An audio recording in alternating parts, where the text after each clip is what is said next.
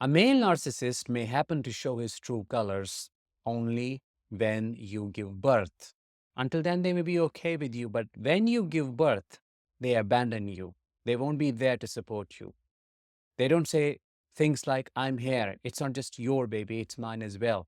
So let's face it together. They don't uplift you. Instead, they expect you to quickly get better, get back on your feet, up and running, serving their narcissistic ego. They expect you to cook for them, clean for them, go out and earn for them, and simultaneously take care of the baby. They want you to put a smile on your face, be happy. They invalidate your postpartum depression, which unfortunately 1 in every 7 women struggles with. Research shows that. A lot of women also struggle with postpartum psychosis. Psychosis is when you experience hallucinations, auditory or visual, when you see or hear things. That's when the narcissist calls you crazy, because abuse can make this kind of an experience a very painful one to go through. I'm talking about childbirth. There will be fights, there will be conflicts. They won't be there for you during that pain. They will see you falling apart because now there are so many responsibilities. One more person in your life, and they are just sitting on that couch, playing their video games, neglecting you, cheating on you, flirting with other people, while you are trying to get some sleep. If they see you struggling with things, they will blame you for not being efficient enough. They will compare you with others. Your postpartum depression, your sadness, your anxiety, brain fog, exhaustion, fatigue, bodily changes, everything will be ridiculed. They will make you feel like you're undesirable because your body changes, which is totally normal. There are stretch marks. And if you had to go through a C-section surgery, there will be stitch marks. Who is the first person that should help you accept yourself as you are during these times? Your partner, because both of you are going through this together. What do? They do the opposite. They abandon you. They make you feel ugly. They make you feel dirty. And they don't stop there. It gets worse when they cheat on you during your pregnancy or childbirth. And then they justify it as their manly needs. Oh, I am a man. I have biological needs and I need to get them met. So I sought her. I called her. And you should be thankful. I didn't pressure you. I wanted my needs to be met. So I did what I had to do. You should be thankful that I left you alone. You're already going through a lot. It's not my fault. It's your fault. You say you're depressed all the time. You say you're anxious all the time. You say you're struggling. You're not in the mood. What was I supposed to do? Just live with that? Just shut up. Don't try to hold me accountable. It was not cheating. I just did what I had to do. Accept it, or you do what you have to do. I don't care. That is how unempathetic they become. They don't care about love bombing you anymore. Once you have a child with them, you are totally devalued because they know it has become 10 times more difficult for you to leave child custody, divorce, financial issues, and then your own health issues. Not easy, especially in the early months. And then what do you do, unfortunately? I've seen a lot of women doing this. You settle. It's not your fault. They create circumstances in a way that you are left with no option but settling. And then that gives you conscience wound that burdens your conscience with unnecessary guilt. You start blaming yourself. You start thinking, I'm such a horrible human being. I have no worth because I just settled when I should have left. No, don't blame yourself at all. This is not your fault. This person should have been the healer of your wounds. They are not the one, though. They sprinkle salt over them. They never let them close. They keep them alive through their abuse.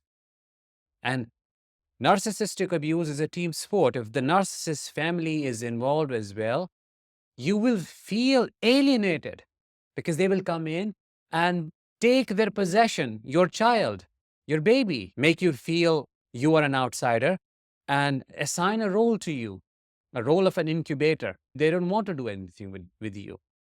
They'll instantly create a comparison and try to attribute their qualities to the child. Oh, look, he has my ears. Look, she has my nose, my eyes.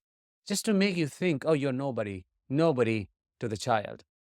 The narcissistic mother at the same time will try to take over as if she is the mother, and she will try to set rules. She will decide what happens next how you deal with the child, what you should feed him or her. I mean, all the things she has nothing to do with. And guess what? The narcissistic piece of shit will let that happen. He won't take a stand for you and say, leave us alone. This is my family. She knows the best. She is her mother and she will take care of it. You just stay out of it. No. He fights you and says, you're jealous of my mother. What do you want me to do? Cut them off? What do you want me to do? Just tell them they can't guide us? Why don't you accept they have more experience? This is your first one and you're acting like you know it all. No. Let them do what they want to what they want to do and how they want to treat you and this baby.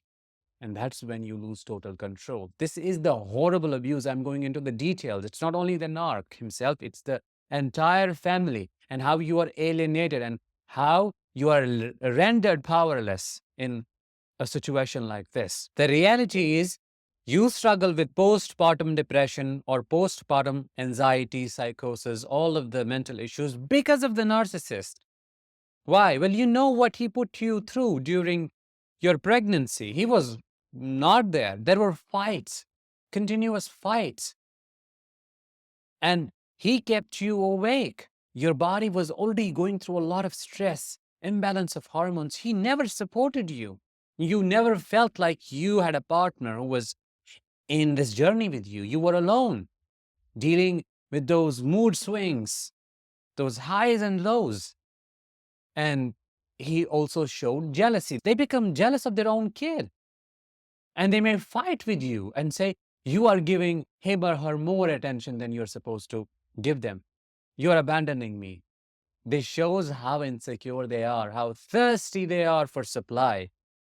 Any mature man would understand the baby it's a newborn. It needs attention all the time. So what? It's very vulnerable, and that's how it is. When you give birth to a child, that's what happens. It's a given. But no, he will fight you. He will abandon you, give you silent treatment, stonewall you, or might even hit you if it's an overt narcissist that you're dealing with. Take out abuse, force sex on you. That can be called rape as well. Take away the baby from you and let him or her cry in a room, in a separate room.